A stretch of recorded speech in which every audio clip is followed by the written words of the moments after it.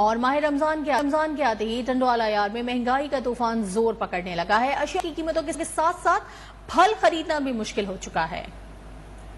مہنگائی کا طوفان ماہ رمضان المبارک میں بھی تھم نہ سکا۔ ٹنڈوالہ یار میں اشیاء خورونوش کی قیمتوں میں اضافے کے ساتھ ہی پھلوں کی قیمتوں میں کئی گنا اضافہ ہو گیا۔ روپے والا تربوز 150 روپے فی کلو ہو گیا، سیب 400 روپے جبکہ نارنگی 300 روپے میں فروخت ہونے لگی۔ خربوزہ بھی 150 روپے فی کلو میں فروخت ہو رہا ہے اور کیلا 200 روپے درجن پہ جا پہنچا ہے۔ شہریوں نے موجودہ حکومت سے مطالبہ کیا ہے کہ اشیاء خورونوش کی قیمتوں میں کمی کی جائے تاکہ غریب کے گھر میں بھی افطار کا دسترخوان لگ سکے۔ مارکیٹ میں مہنگائی اتنی ہے، فروٹ تو دور کی بات ہے، غریب آدمی دال نہیں خرید سکتا، اور دال کیا خریدے گا؟ جس کے پاس آٹا ہی نہیں ہوگا وہ دال کو کیا کرے گا؟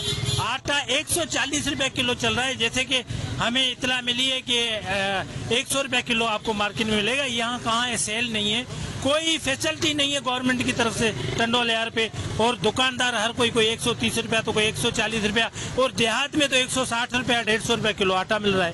وہ غریب لوگ کیا خریدیں گے؟ کیا ان کی افطاری ہوگی؟ کیا سحری ہوگی؟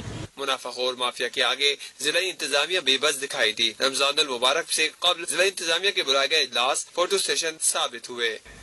اور اب